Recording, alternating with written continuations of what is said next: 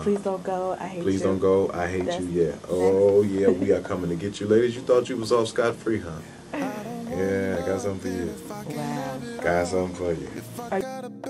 You better believe it. So what's coming on this album? Sex, Love, and Pain has a lot of sex, a lot of love, and a lot of pain on the album. The first single is Please Don't Go. Deals with a little bit of the pain. You know, loving someone so much that you don't want them to go. Was that a personal experience? No, I've never been, nobody's ever caught me with a bunch of numbers in my car and called all the ones marked with a star. I'm very careful. Careful. About my pain. All right. But no, never been caught like that. I know a couple of cats that had, and they're in player classes that I'm holding every Saturday. Make sure you get their thing tight. Speaking of such, how do you feel about the current controversy that's going on with a lot of the lyrics in, you know, hip hop, R&B music, and how it affects us as a society? Man, how it affects us as a society? Well, how do you feel about it? Do you feel that, you know, such artists should be held responsible for the images and the effects on society, or you think it's too deep, or honestly, what do you feel? I want to, if I can, I'd rather start at the beginning. Okay. Because that's almost where we're talking, where we're having the conversations is almost later in the middle or the end of the process. When I was a kid, my friends would tease me because I only knew the clean version of the NWA songs. I didn't know where the curse words went. Kids? You know what I mean? Like that was me. I didn't know where they went, and I didn't own an NWA tape or CD. Okay. You know, I'd sneak and watch them on the video channel. You know, when my parents weren't home, and then when they came home, you know, I turned it back to inspirational. I mean, you should have heard Pastor Green this morning, Ma. I say that to say that there's the part before that nobody wants to talk about. You know what I mean? Nobody wants to talk about how these parents are raising these children and letting these kids listen to and do whatever they want to do. You understand what I'm saying? That's where we need to go. There was always something explicit or something extra that you could get from anywhere, but you didn't have access to it, and your parents didn't let you get to it. You know, so I'd rather us start at the beginning and get to the root of the problem. You know, because you know we got the kids raising kids. You know, we got the mama. She's already at the club before daughter get there. Like, girl, you better VIP is cracking. You know what I'm saying? Come on in. I got bottles for you. You know what I mean? Let's start there. I love it. As opposed to attacking the people who, you know, quite honestly, they're really trying to earn a living. You know, we're artists, so we just kind of paint a picture that, you know, paint the picture that we've seen or that we have or that we can relate to. And for the people that are buying it, they're buying it because they can relate to it. So, back to Sex, Love, and Pain. Sex, Love, and Pain, which deals with the sex, love, and the pain. Are you going through pain? I've been through pain. I've gone through my share of pain. I've probably dished out my share of pain as well. What would you say has been your biggest lesson, or maybe your most shocking lesson through this whole process? I think the most shocking thing was just, you know, when you're in church, you're kind of trapped in those four walls, and you just, you know, you're taught to preach this, and you know, and taught to say this, and if somebody says this, then you just quote this scripture to them, and you really don't have the perspective on life to really help somebody who's going through these situations. You know what I mean? I think that, you know, doing R&B and being in mainstream has kind of taught me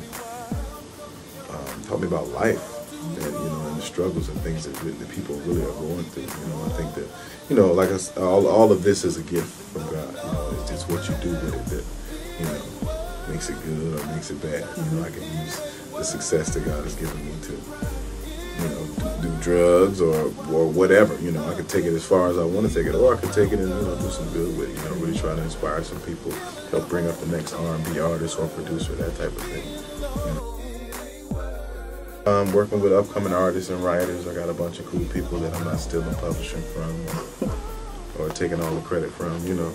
So I think that what, you know, I think that what I'm here to do is kind of change the game a little bit, you know, make it a little bit more honest, you know, where you actually, you know, reap the benefits of your work. And I don't really have to force eating off of you. You know, I think what is for me is for me. You know, God's gonna give me mine. And, you know, at some point, on some level, I believe I'm here to ensure that some other people get theirs.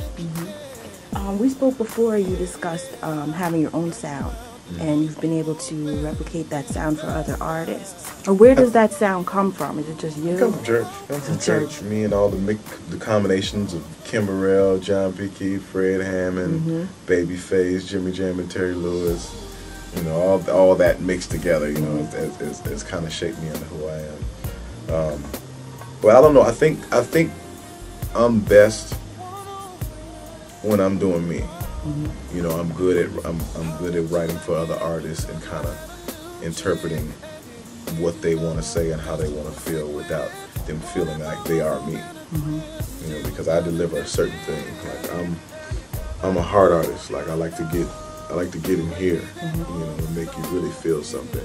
And most artists aren't like that. You know, some artists are trendy, or some artists are, you know, performance driven, or, you know what I mean? So I kind of do what I do, you know, in conjunction with what they do. I don't want them to feel like me or to feel like they have to compete with what I'm doing vocally or anything like that. I kind of give them their own thing, you know, kind of throw my little, you know, my little salt on them, so you know I was there. You know, I was around there. Yeah. But I don't make it obvious that, oh, that's a Tank record, you know. But when you hear my record, when you hear me singing on my record, you know that's Tank. That's Tank record. That's him. He's officially back. Man Candy's in the building. Celebration. Definitely.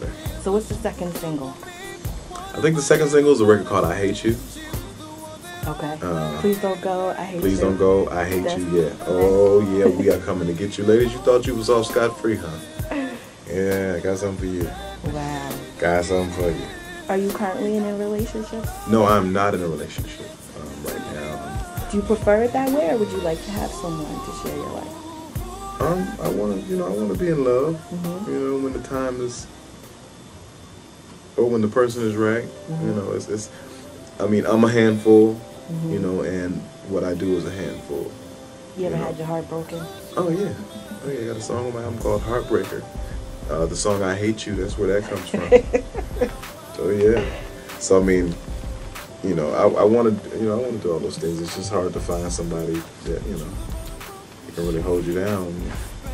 Doing all this, somebody can understand all that. So more singing or producing? What's in the future for Tank? Both. Everything.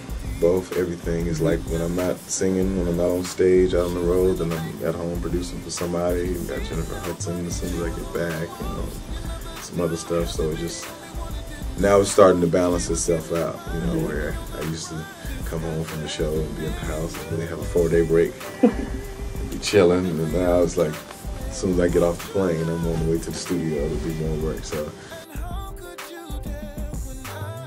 it's neat, you know, it's neat. I remember being in my basement at my mama's house, singing "Maybe I Deserve" to my friends 2 years before it came out. Like, listen to this jump. And singing, they were like this, "That's hot, cool."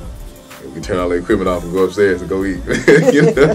I mean, we didn't get no spins, or we didn't have, all right, let's go sing it at the club. No, we didn't have none of that. You know, it was just a dream in the basement, and so I can appreciate what God is doing for me now. You know, I don't take it for granted.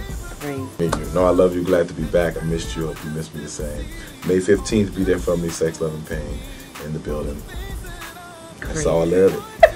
Love it. Thank you very much, Tank, no problem, for speaking with us. I wish you continued success, and you are a character, and that's good to see. God bless you.